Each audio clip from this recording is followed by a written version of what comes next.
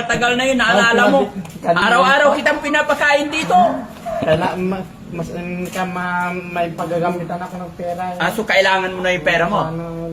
Bibili sana ako ng makakain. Marami kang pera sa akin, nakatago. Kinuha mo sa akin sa Kailan yun? Yung ginawa mo sa akin, bigyan mo sa akin. Kahit konti lang naman sana. Kahit 10 piso. Kaya nga pinapabilang ko to kung magkano yan. Naalala mo Hindi yung... naman sa akin to, kukunin mo naman. Pinapabilang ko nga kung Binigay magkano. mo sa akin. Kung kahit 10 piso lang. Kaya nga bilangin mo muna yan kung marunong ka. Kasi pag ibigay ko na sa'yo yung pera, hindi ka marunong, di. Kukunin ni Nanay Anseng. 4, 5, 6, 7, 8, 9, 10, 11, 12, 13, 14, 15, 16, 17, 18, 19, 20. Dahil ko na ito, ilan na ito? 20 na yan, 20. Bilang ka ulit. 1, 2, 3, 4, 6, 7, 8, 9, 10, 11, 12, 13, 14, 15, 16, 17, 18, 19. Kulang pa ng 1,000. Kulang pa ng 1,000. Kulang na 1,000. Yung ibinigay mo sa akin ito, sana ko sa 10 piso. Ha? 10 piso ng sana po. Yung binigay ko sa'yo, kukuha ka. Kinuha Marami ko. kang pera sa akin. Wala naman ako. Marami, kaya lang itinatago ko pa. Bibili sana ako ng makakain ng kunin. Pili ka. Alin ang kukunin mo? Yung sakripisyo lang. Pili ka kung ilan ang kukunin mo dyan. Sige. Dami naman. Pipili ka lang, hindi lahat. Wala na itong buhay ko. Huwag mong kunin lahat. Palit niya. Pili ka lang kay wala tayong pang budget dito pag kinuha mo lahat yan. Ito na lang ang kukunin ko. Magkano yan?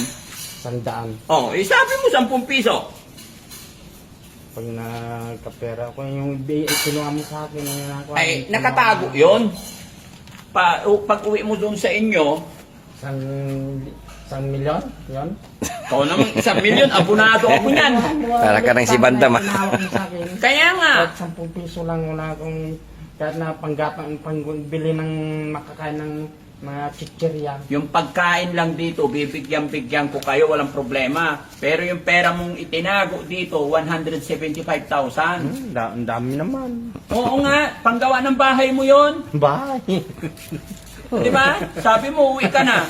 Uwi na ako kapag Pag, kamag-anak ko si Kuya JC. Kuya Jesse, At yung may kamag-anak ko dito hindi, doon ka nga daw sa tabi ni Ansing eh. Yun, kamag-anak ko yun. Nag-aaway na nga yung kuya mo. Kuya mo tsaka si Ansing, kung saan ipapatayo yung bahay mo. Kaya tuloy, hindi ko alam kung sino susundin ko sa dalawa. Kanino tayo magpapatayo? Kasi hindi ko alam sino masusunod sa kanila. Dami ng pera. Ha? Dami ng pera. Hindi ko pera yun. Pera mo nga yung 175,000. Sa akin yun? Oo. Tinago mo? Oo. Ibibigay ko sa'yo pag papagawa na. Sunod na buwan, babalik na tayo dun sa inyo. Papagawa na ng bahay mo. Wow. Kaya ayusin mo na yung buhay mo Oo. Oo. Ano sasabihin mo kay JJ? Kailan mo umayos na yung mga kapatid mo kung saan talaga.